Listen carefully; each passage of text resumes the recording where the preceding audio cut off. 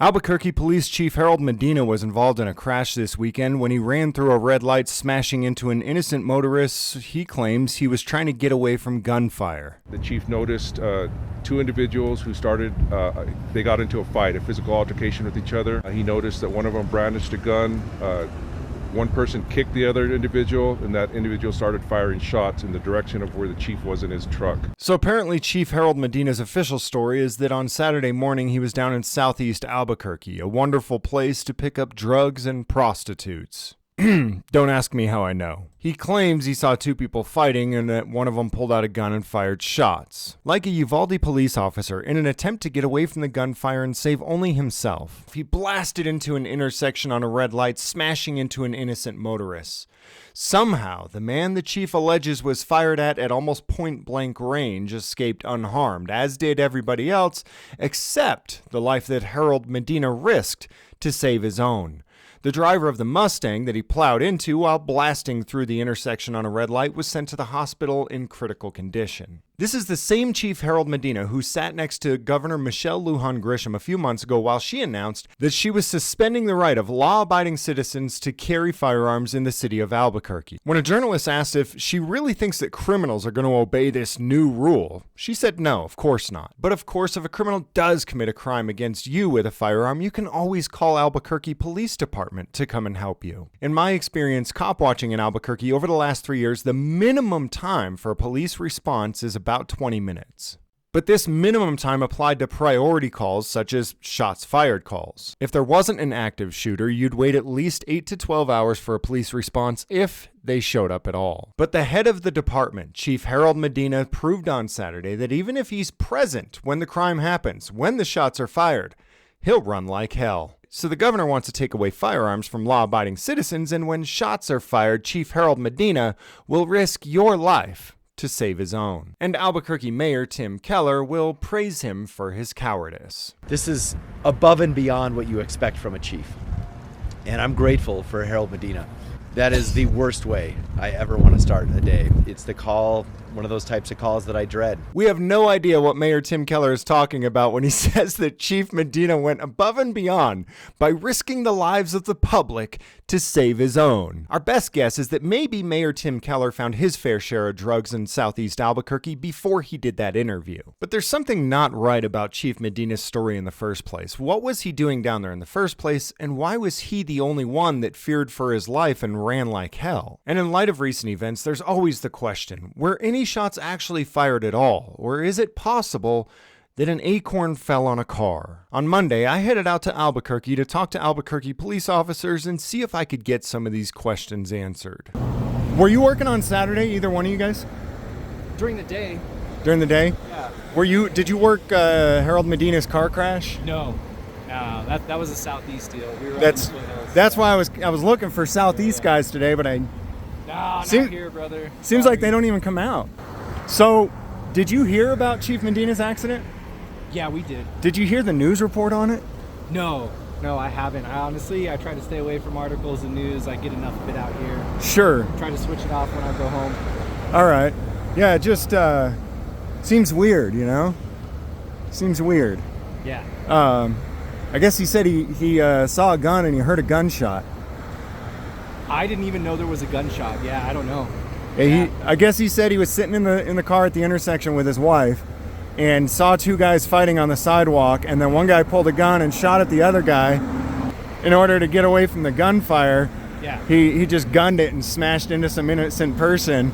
But you know what I'm wondering though, and I mean, you know, every man for himself, I guess, right? You know, just hear gunfire and just. That's not why we do this, but I think you never know what it's like to be in someone's mindset. Oh yeah. At the time something like that's going on, so I can't really speak on it. You know. I know. Yeah. I'm just kind of wondering, was it a gunshot or was it an acorn? You know what I mean? Oh, like, you saw that video. Yeah. Was it? That was an interesting video. Could it have been an acorn? Is the question.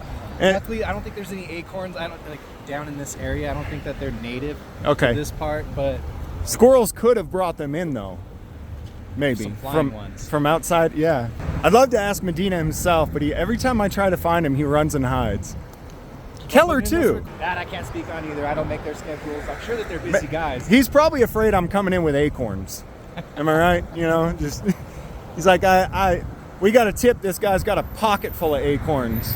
I love your healthy trolling. A little bit of healthy trolling. Ever since Medina took over, we've personally, from our perspective, from the people's perspective, we've seen things go downhill. From encrypting the radios to, starting to arrest and push people back with cameras again. And I know it's not everybody, but it just seemed like, man, all of a sudden when there's a new head, the fish started stinking. I think it's a difficult position. I think our job's a difficult job. I think the public has a difficult job too, because we all got to hold each other accountable. I think the collective effort, you, the public, all of us. I can't speak on the mayor and the chief's job because I don't know what it's like to do that. Yeah. I imagine it's extremely difficult. It's very financially rewarding. There's definitely some financial incentive, but however, I think it's a difficult job, and I think all of us holding each other accountable, things are going to get better. Hi, how are you? I'm fine. How are you? I'm good. I have some experience here at this place. Like what kind of experience? I've been in and out of that place before, about a while back. But do you live here right now? No. It's been about 6 months since I was just gonna say because we can't let anyone in right now. It's been a long time since I've been over here, dude. Okay. But I know some people that used to live here and stuff like that, and I'm familiar with how they keep their room and how their tenants are. You know, they're sloppy, they're dirty, they're nasty, they're gross. There's a lot of abandos over here. I think the place is pretty much evacuated. These are like the main tenants that are left. Oh, really? What's going on? They're actually cleaning it up. What's happening? We just got a little bit of an emergency right now. We had to evacuate the building. That's why fire's here. We're just making sure everyone's safe. There was a fire or something? Yeah. Oh, I thought maybe somebody was hiding or something. No, we wouldn't have people out here like this. Oh, really? Yeah. No, just an emergency. No one's hurt at this point in time. There's no crime that's been committed. We have an issue that we have to deal with. All right. Oh, because somebody stole my phone earlier. Where did that happen? It happened right there at the gas station right there. Did you call police? I didn't.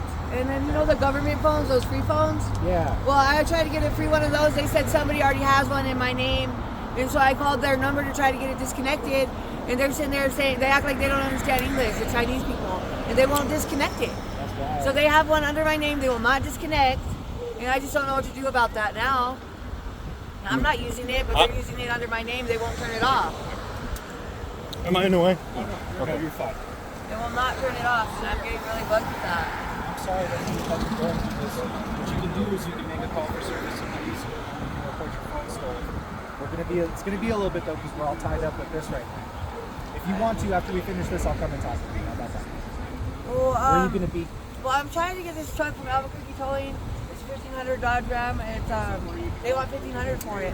And I got $1,000 on it right now because I found some lights in the Home Depot trash. And I sold them to Edith in Montano. My auntie's boyfriend owns that property down there. There you go. Yeah, but So you're just $500 away. Yeah, but he said that now he wants to only give me 500 when he owes me 1,000. And he's being really fucking weird about some shit, man. And where's this at? Over on Edith in Montano. Okay. So right now, I really have to do pay you have a attention number to or what's something going on like here. that, or? I can come and talk with you after I finish with this. I don't know how long I'll be waiting, but All right. Well, if you're here, I'll come find you. how do you find me? I don't know. You gonna be around in this area? Probably not. I mean, my brother owns medical marijuana, but I was planning on. I need to get around a little bit. You know, I need a vape car in a way. You know, some weird shit happening. A vape car. I can't help you with that. I mean, I can, but not in a good way. Well, it doesn't have to be a good way. I'm just really good kind of. I don't know what else to do. You know, my auntie.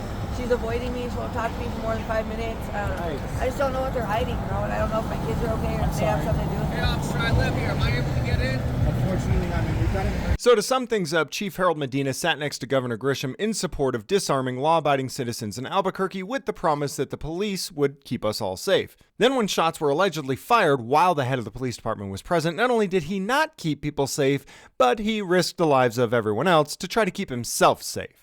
The only person in the entire incident that was injured is the person the chief of police injured. Other than the driver from this Mustang, no one else was hurt. And Mayor Tim Keller showed up to praise the chief for his actions. This is above and beyond what you expect from a chief. And I'm grateful for Harold Medina. And to top it all off, this chick wants a bait car. I need a vape car in a way, you know, some weird shit happening. A vape car. I can't help you with that. I mean, I can, but not in a good way. Well, it doesn't have to be a good way. What the f***, Albuquerque? City of mine, how I love the city of mine.